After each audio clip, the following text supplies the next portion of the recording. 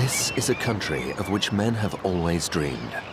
A country which saw one civilization follow another until the day the conquistadors landed on this grey and foggy beach. Some made their fortune, and many were driven to madness. Centuries later, others came and forged their ideals here before leaving with the dream of changing the world. I am on the edge of the Pacific Ocean, in Peru, the land of the Incas, following the footsteps of Aguirre and Che Guevara. In Lima, the thousands of brightly colored buses are an open invitation to explore the city.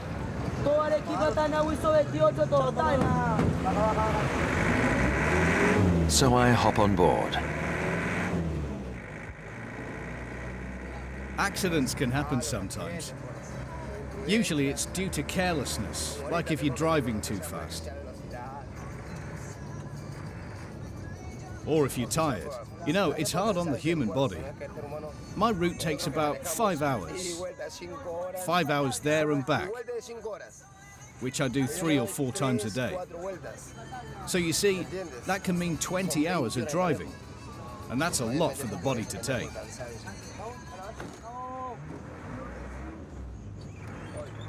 You have to be careful on buses. You might get robbed, even by the driver himself. The bus drops me in the city center, next to the main square. All around me are the colorful but crumbling facades of the old colonial quarter. Painting your house is traditional in Lima, and is perhaps a defense against the gray mists which often engulf the city.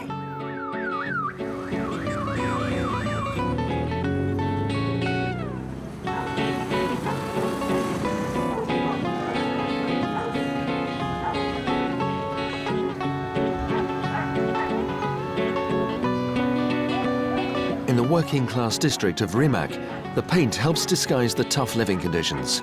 Wandering the streets, it's clear that I'm not welcome.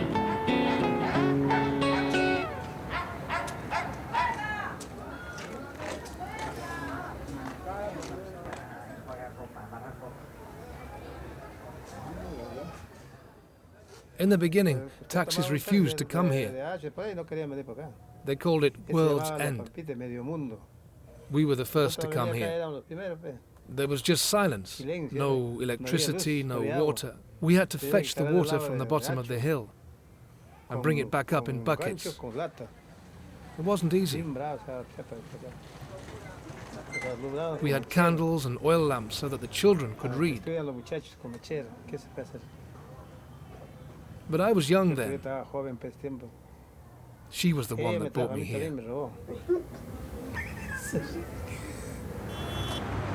Nowadays, Rimac has water, electricity and tarmac, but other world's ends spring up around Lima every day. They're called invasions because people take possession of a plot of land overnight and plan to stay indefinitely.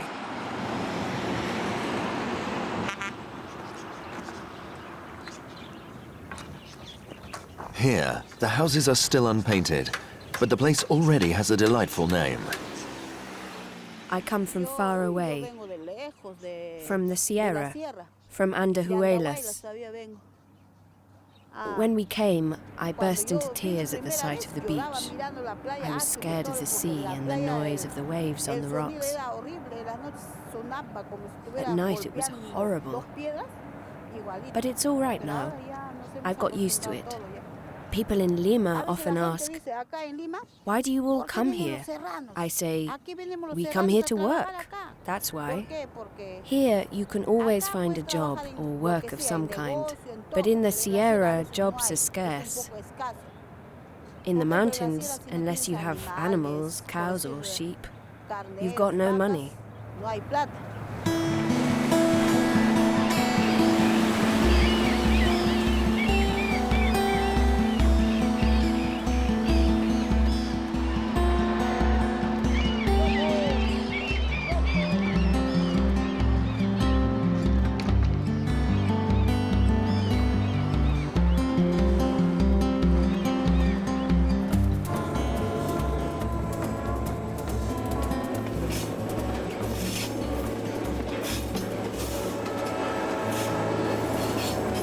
I leave Lima by train.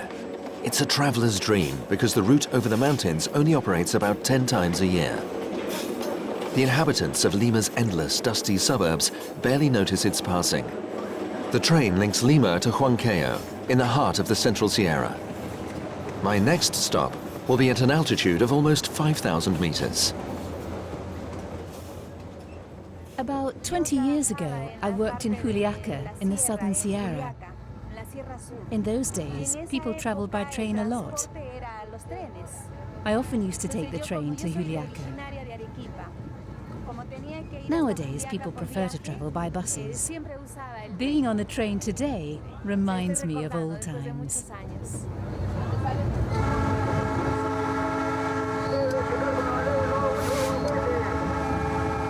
It took 40 years to build the railway with its dozens of tunnels and dizzying viaducts. The mountaintop route is worthy of all the superlatives, and the drivers are proud of their elevated position.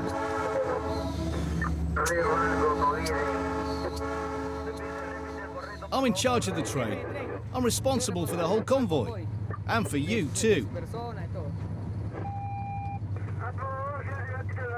We keep in radio contact from here to the rear of the train, where there's a man called the briquero. If anything happens back there, he tells me. A problem with one of the cars, passengers leaning out of the window. Then I tell the staff in the passenger cars. We're all in radio contact. It's vital we talk to each other, especially with the goods trains coming down the line. About a kilometre in front is a small engine which keeps the line open. They make sure there are no rockfalls or even people sleeping on the rails. There are lots of traditional fiestas here, where people often drink too much and fall asleep on the railway line. The engine in front keeps the line clear for us. They clear away rockfalls and anyone who's sleeping, so we can pass through. Yes, I'm proud of working on this train. Who wouldn't want to work on a railway like this?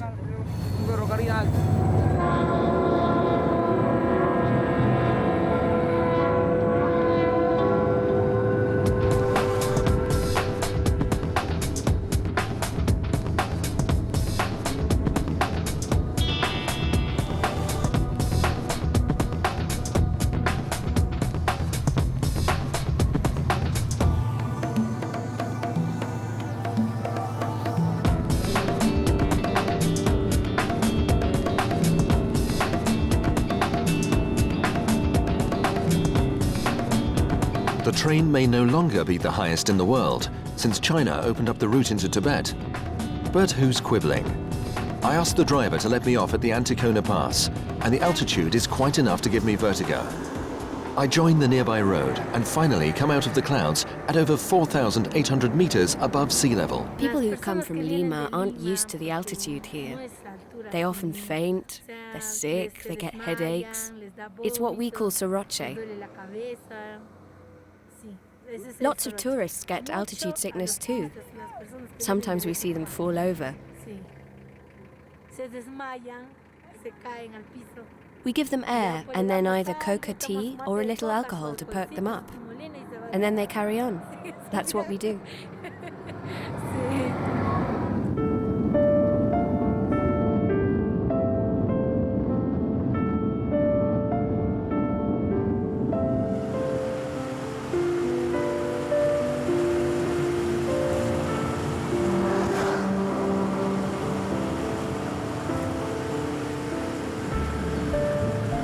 On the other side of the pass, I continue my journey on tarmac, which, like the railway, is a bit of a luxury in Peru. At the end of the road lies Oroya, a cold, grey mining town. Life is hard here, and the inhabitants have little choice but to turn to God to improve their daily lives.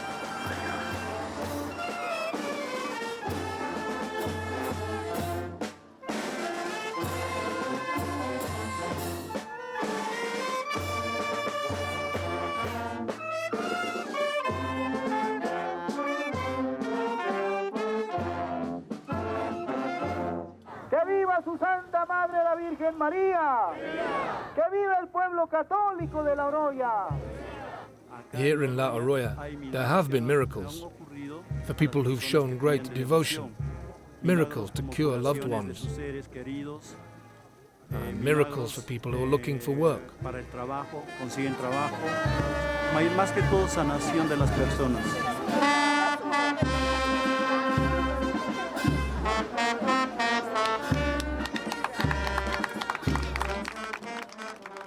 We pray for his blessing and for the gift of eternal enlightenment. Thank you for coming here. I'm sure the Lord will bring you enlightenment too.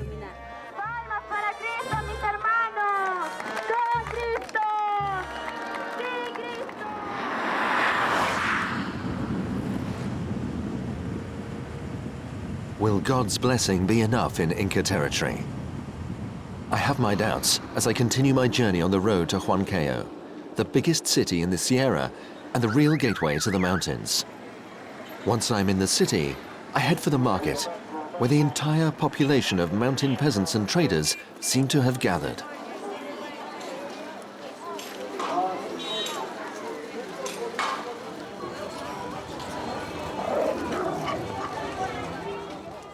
$2 kilos for 40 centimes. Give me 1 kilo then.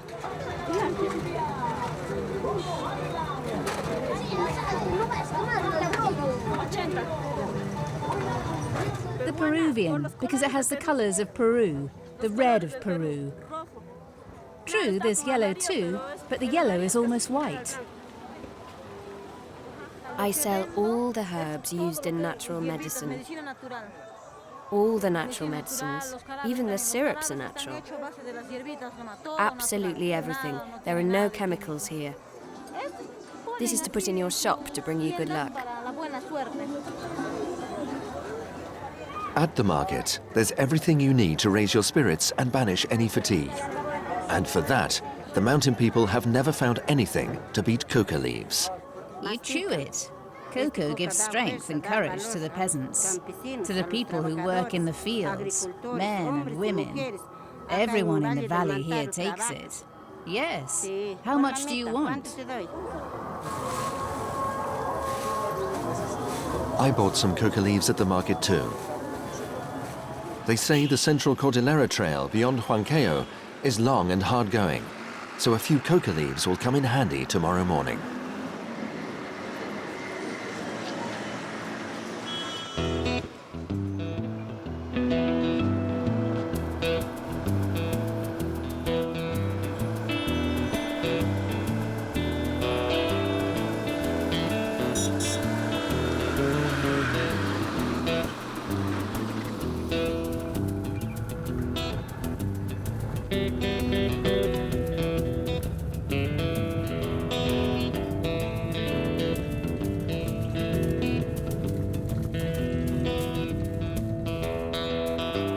It's the end of the line for the railway, for the tarmac, and also for a certain idea of the world.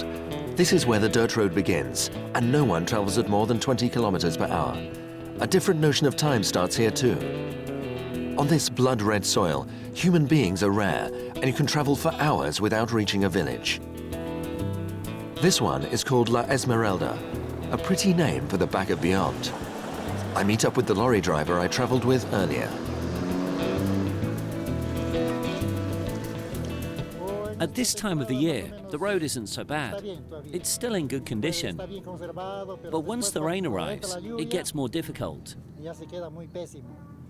It's risky and quite dangerous.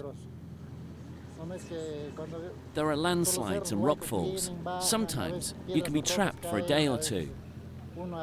And then there's the mud too. Sometimes up to 15 or 20 trucks get stuck here. And the buses often get stuck too. And that will start soon, once the rain begins. Once the rains begin.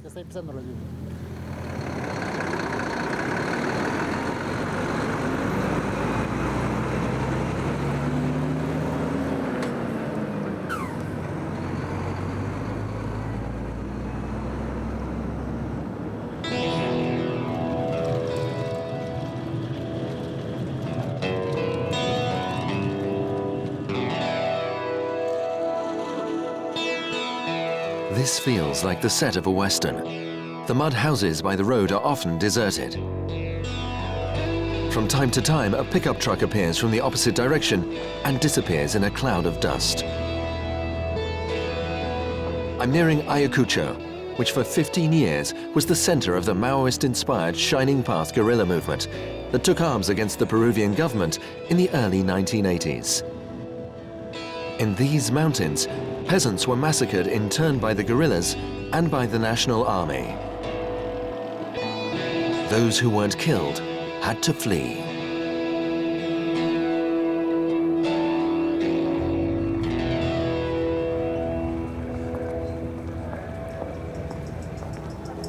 When I get to Ayacucho, however, I'm immediately seduced by the atmosphere in its busy streets.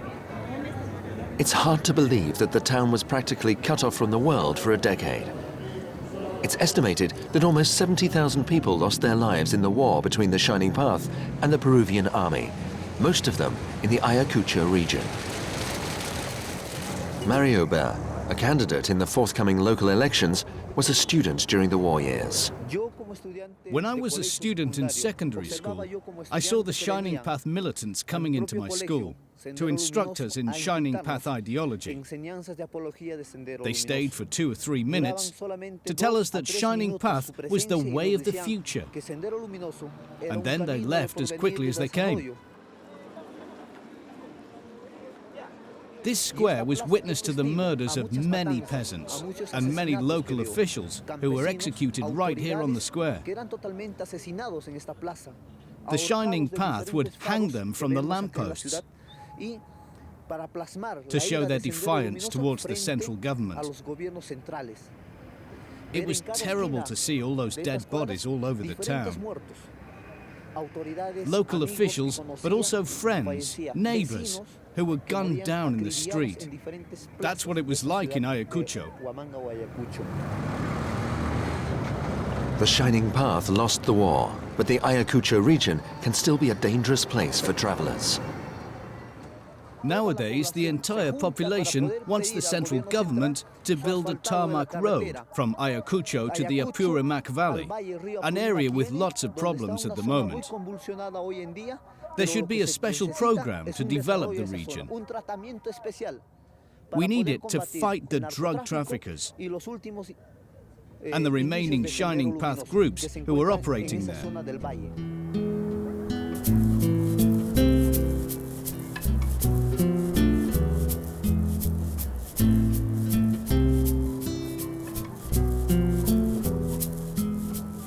An immense illuminated cross now dominates the town. It was built from electricity pylons, which the guerrillas regularly used to blow up in order to plunge Ayacucho into darkness. It's a powerful symbol, but I get the feeling the cross is there to keep a watch on the town, rather than to protect it.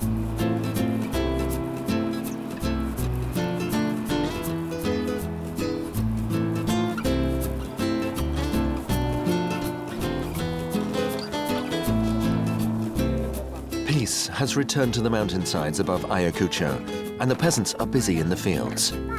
Different crops flourish at different altitudes, and here, at 3,000 meters, it's the potato. When there's work to be done, they take people on. The men prepare the ground, and the women do the planting. They put the potatoes in the hole, and the men fill up the holes again. That's the way we've always done it. Sometimes they work here, and sometimes in their own fields.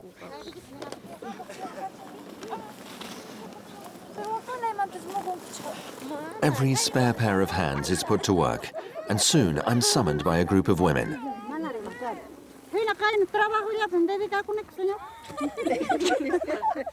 At least we're doing some work.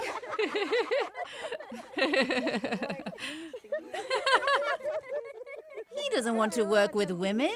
That's right, isn't it? You don't want to do women's work. We work for money here. We're all working for a wage.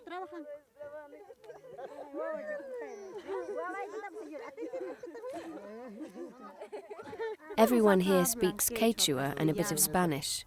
It depends on their education. Some of them went to school for only a few years, and others stayed at school longer. but most of them speak mainly in Quechua. They can't understand you very well. That's why they're laughing. My journey continues towards the Apurimac Valley by way of a lonely and ill-kept road which regularly rises to mountain passes at over 4,000 meters. When the trail meets the clouds, the roadsides are deserted.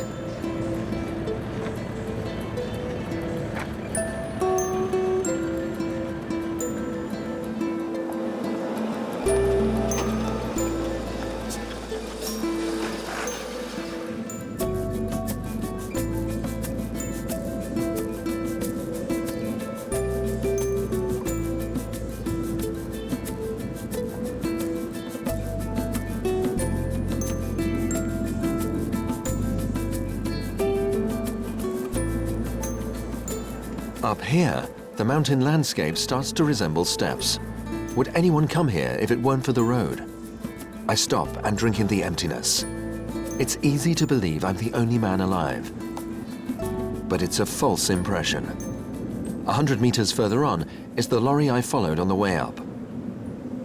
To me, this mountain road is magical.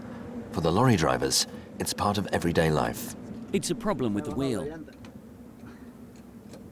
It always happens on this road. I was with the other lorry, but he's gone on ahead and left me here. We do the trip in twos. He'll be waiting for me at the bottom. This is just a routine journey for us.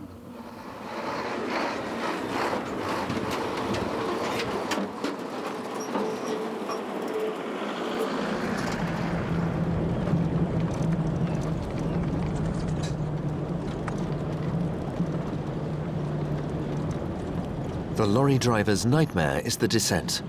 You don't want your brakes to fail in the Andean Cordillera. But if all goes well, Journey's End is often a lush green valley.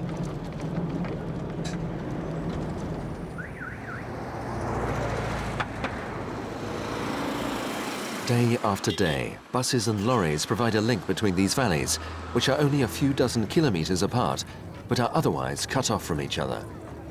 Tarmac hasn't made it this far yet, so waiting for the lorry to arrive can be a lengthy affair.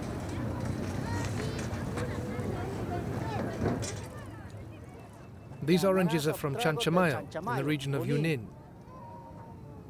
I sell them for €3 for 100. It takes me 3 days to get here from there. I take goods back to Huancayo, pick up more oranges, and come back here. It's 6 days there and back. So I'm hardly ever at home. 7 un sol. 113 soles. No quiero. Unidad. 7 un sol, 5 un sol.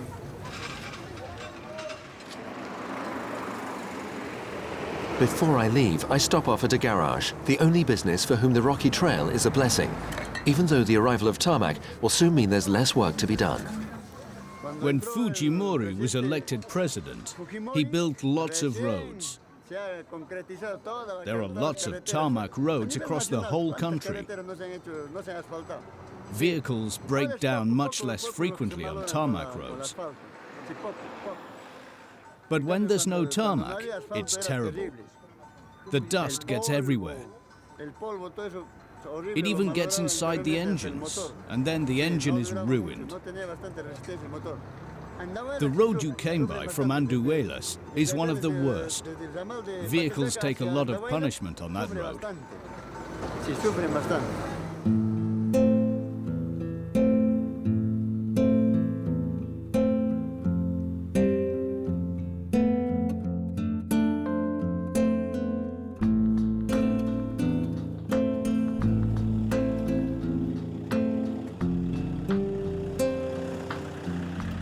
In the Cordillera, men come and go, but the trails endure.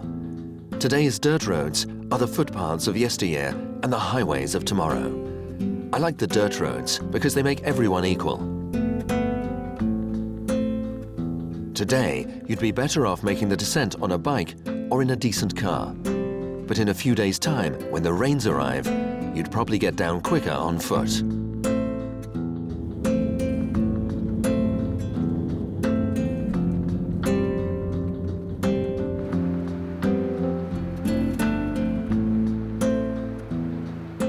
on the tarmac as I cross the Apurimac River towards Cusco, crossroads of all Peru.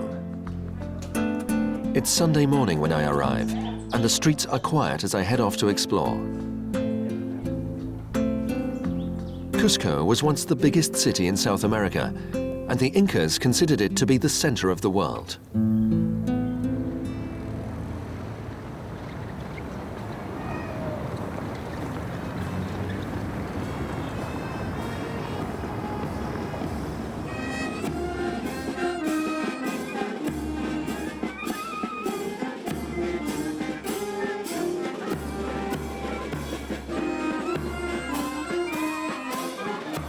Every Sunday morning, police and soldiers parade around the square under the amused gaze of the city's population.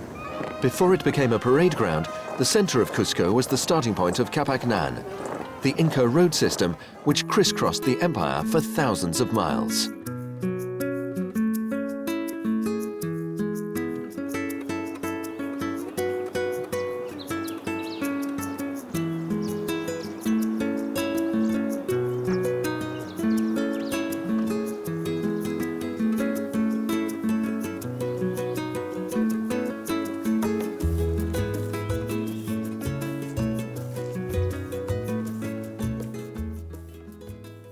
The Inca Trail is called Capacnan. When they made the trail, they respected the mountain's natural geography. They respected the open spaces. And they respected nature as they found it. The importance of Capacnan in the age of the Incas was that it provided a link between remote villages and helped them to develop. We have to remember that they grew different crops at different altitudes, which had to be transported from village to village to be traded. People had to be able to trade different goods in order to live. In Peru today, we are doing the same thing, but we are building roads for cars. And we don't build them with respect as the Incas did. We destroy the mountains to build the roads. Ahora se rompen cerros.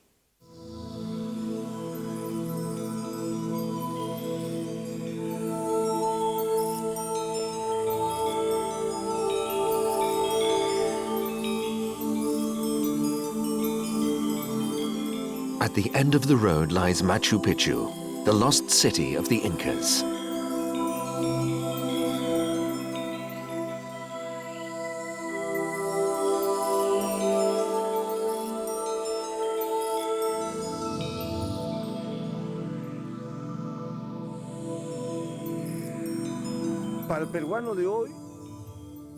For Peruvians today, especially if you consider that it is one of the 7 wonders of the world, Machu Picchu is the symbol of Peru's greatness. But for the Peruvians of the Andes, for the people of the Sierra, it represents Inca spiritually, which is still alive today. I have great respect for my ancestors because they were wonderful architects, wonderful engineers. They were very accomplished in all the sciences. And Machu Picchu is proof that these people existed and that they developed all of their talents. And they did it whilst respecting nature.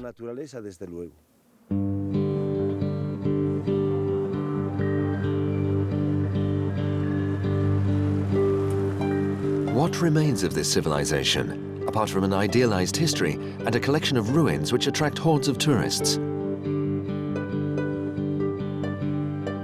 To find out what happened to the descendants of the Incas, now known as Indians, I head to the Cauca Valley, a few hours from Cusco.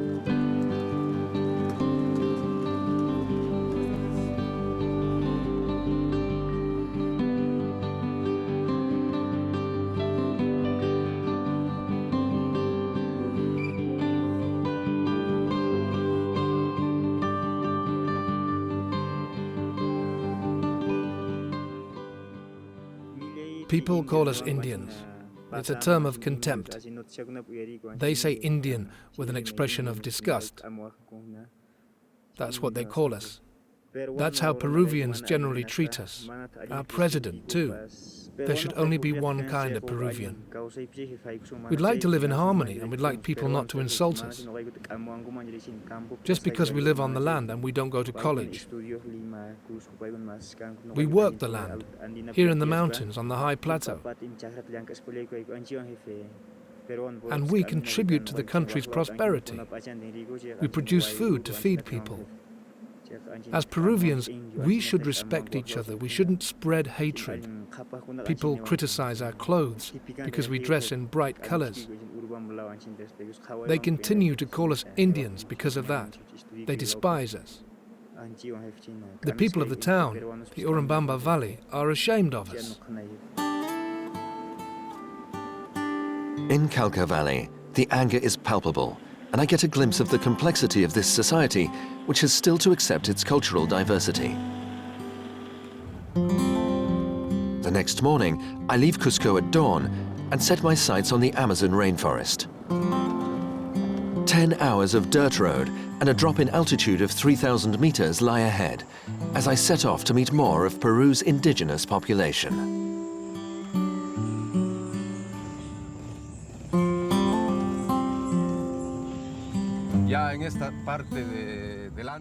In this part of the mountains, the vegetation starts to become much more dense and luxuriant. The temperature increases too, and you start to sweat.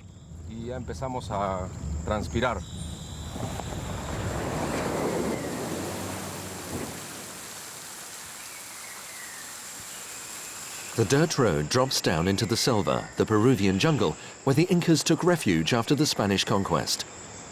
The rainforest has fascinated explorers and gold diggers for centuries. To me, the real El Dorado of the jungle is life itself.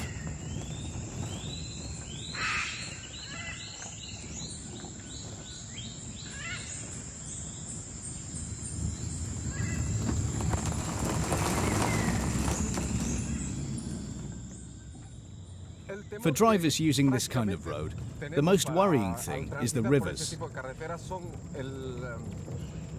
When the water levels rise, there's one river which scares everyone, the Rio Carbon. We'll get there in about 2 or 3 hours from now.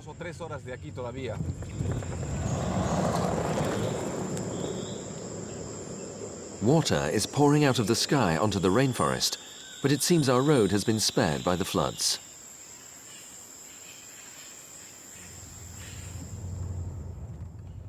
Sometimes there's water everywhere. But today, there's just that bit we have to cross.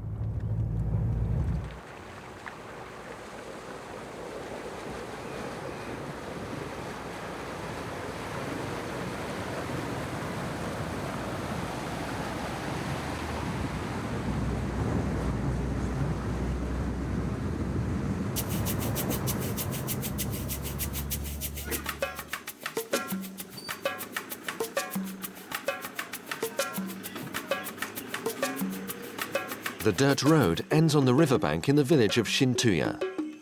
It's home to the Amarakeri Indians, one of many groups of people in the region. The Amarakeri are at a crossroads. On one side lies the road and modern civilization. On the other lies the Manu National Park.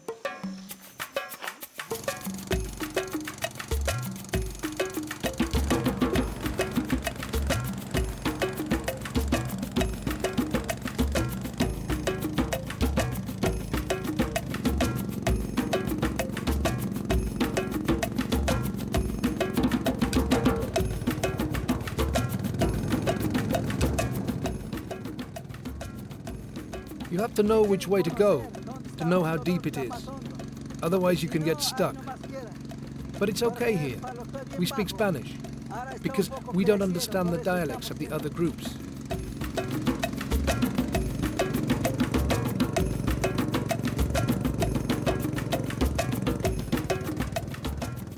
We Maquingüengas speak our own language.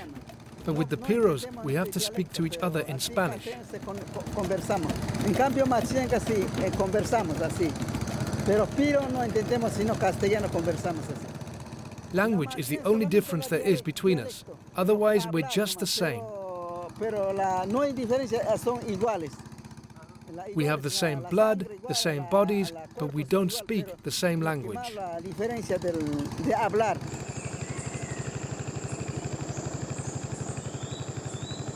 Mateo is a Machiguenga shaman. He uses medicinal plants he finds in the forest to heal bodies and souls.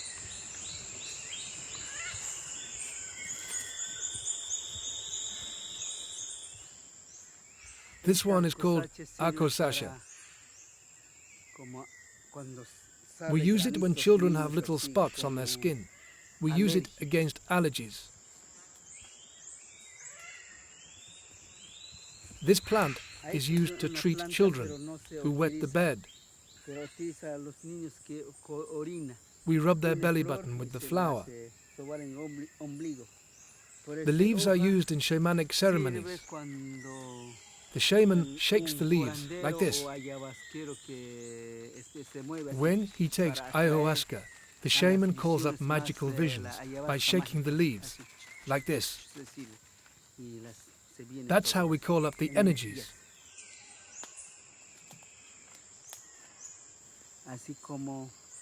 When you want to become a doctor, you have to go to school and then more schools before you can practice as a doctor.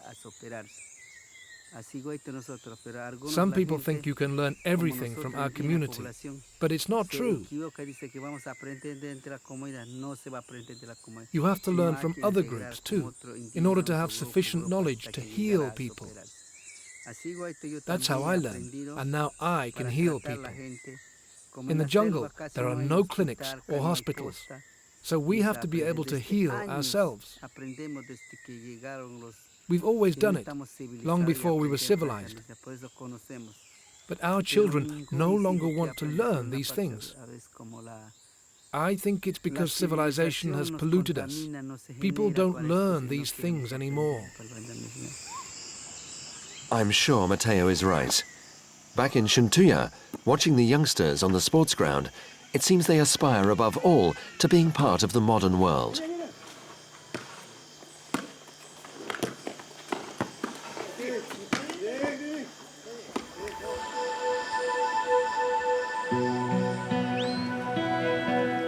Shintuya marks the end of the dirt road. To leave, we go back the way we came, across rivers and through the clouds, until we reach the mountains again.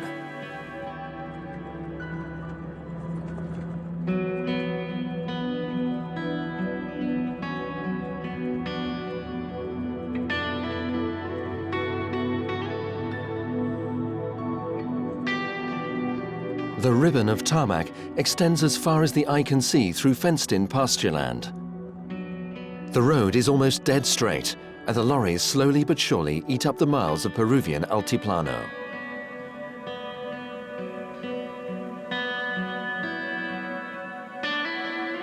Gazing across this vast landscape, I wonder how people live here.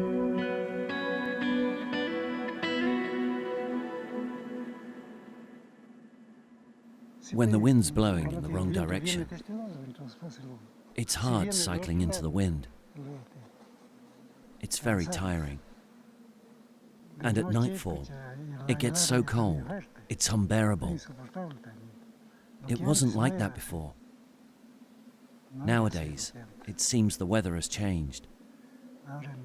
That's the way things are in Peru. Así es acá en el Perú.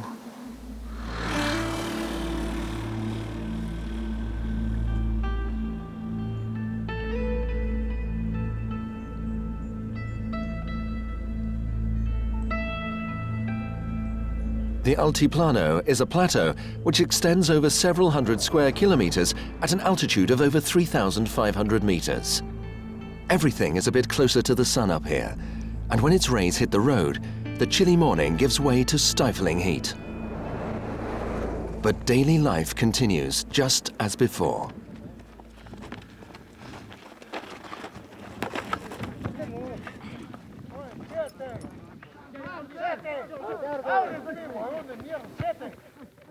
We're students. I'm at university. But life is hard here because of the environment and the climate. And to be able to study, you need money. Most people here are shepherds or work the land, so it's not easy.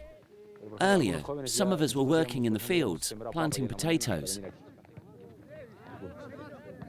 We don't just have fun all day long. Later, we'll go back to the fields to watch the flocks or bring in the sheep. It depends on the family. Sometimes we do the cooking. But for now, it's break time. We're going to play some football.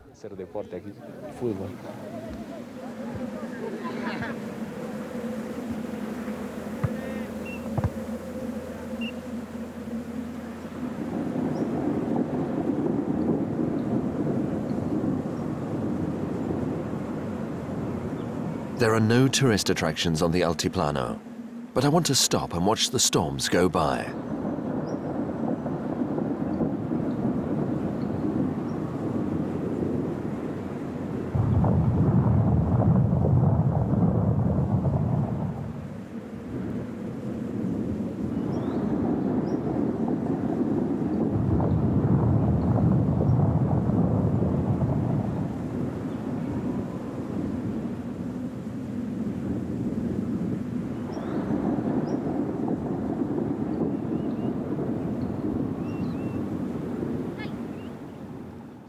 My work is raising sheep and cattle. I live off what my flocks give me, that's all. I don't get any help from the state. I'm trying to help reforestation on the mountainside.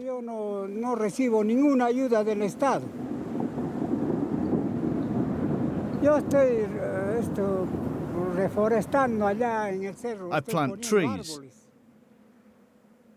I do that on the mountain where I live.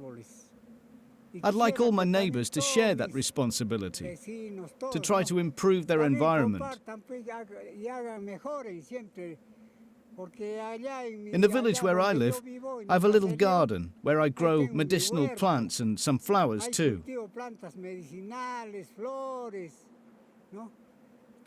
Now there are different kinds of birds who come and live in the trees. That's why we have to try to improve our environment. The peasants should try to make their daily lives better instead of doing nothing.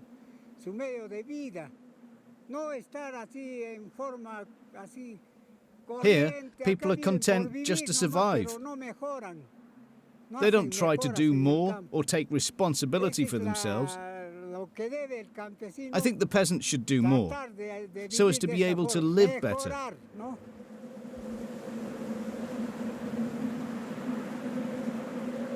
I'm not sure there are many shepherds like this man on the Alti Plano. There aren't many villages on the roadside, and cemeteries are few and far between. The people who are born here obviously prefer to die elsewhere.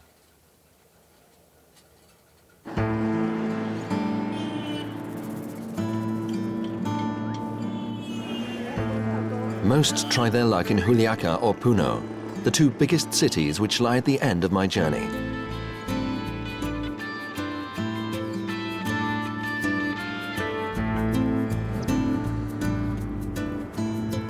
At Puno, I finally discover Lake Titicaca, my ultimate destination.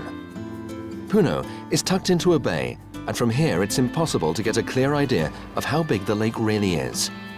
A few fishing boats are leaving the port, but the real spectacle is elsewhere.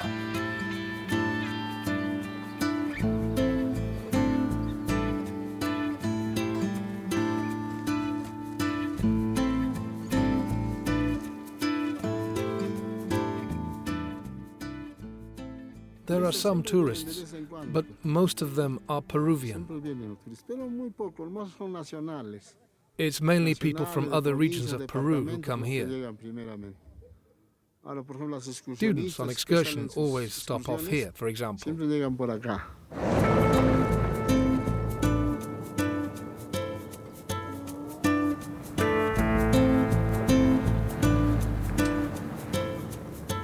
To explore the lake, I decide to travel a bit further on to the Lachon Peninsula. This is the place to get to know the lake and the people who live on its shores. Here, as elsewhere, water has a dramatic effect on the lives of man and beast alike. Costumes become more colorful, women wear extravagant hats, and the water brings the colors of the Peruvian Altiplano alive. This plant is called totora. We gather it on the lake and we use it for the cows and also to build small houses. When we gather the plant, we go out onto the lake in a small boat. When we pick it, it's all green. Once we've gathered it, we leave it to dry and then we use it to build houses.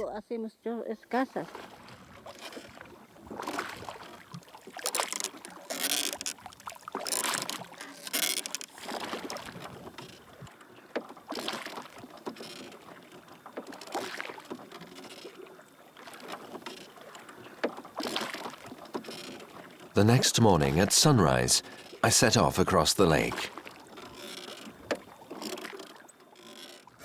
We're going out to gather in the nets. We gather in the nets to see if we've caught any fish.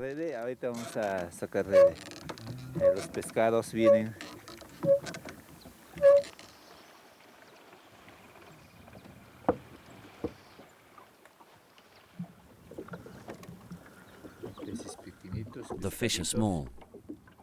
They're never very big here.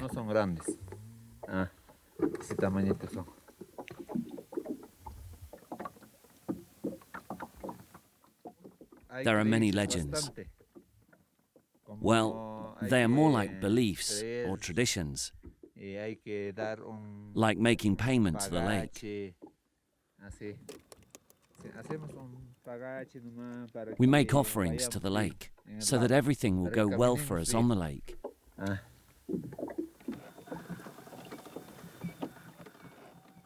So that we'll have everything we need.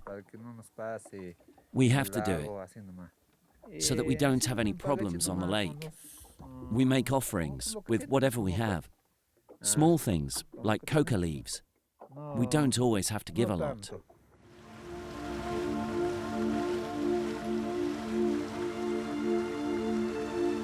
Here, as elsewhere in Peru, the people rarely forget to honor the ancient Andean gods, Pachamama, the Quechua name for Mother Earth, and the Apus, the mountain spirits which protect her. Legend has it that a very long time ago, after the people failed to respect the Apus, the sun god Inti wept for 40 days. His tears created the lake, and people have sailed upon it ever since. So far, everything's okay. It's calm. But often on other days, there are more waves and it's very choppy. But today, the lake is calm. In the rainy season, the wind is too strong. The sky is overcast and there are days when the wind is so strong, we can't take a boat onto the lake at all.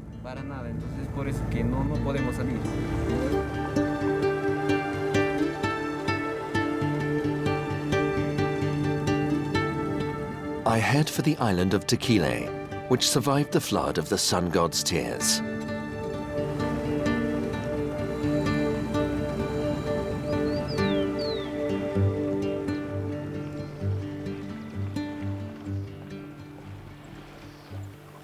Between the Apus and man, there is always an intermediary, often a local person who's been struck by lightning. On Tequila, it's this man who talks to the mountains. The whole community gets together regularly to ensure that it's a good year for agriculture and to ask for lots of rain. The ceremony is on the highest mountain on the island, which is an apu. That's where everyone gathers for the ceremony. People can come from other islands to pray with us. We do it for the land, to protect the harvest, and so that the island is free from disease, from plagues of insects, and from hailstorms which can destroy everything. It's essential to protect the island from shortages during the year. We make payment to the earth. Before, everyone used to make offerings, and pray for the earth and for the lake, so that we'd have enough fish, and so that everything went well on the lake.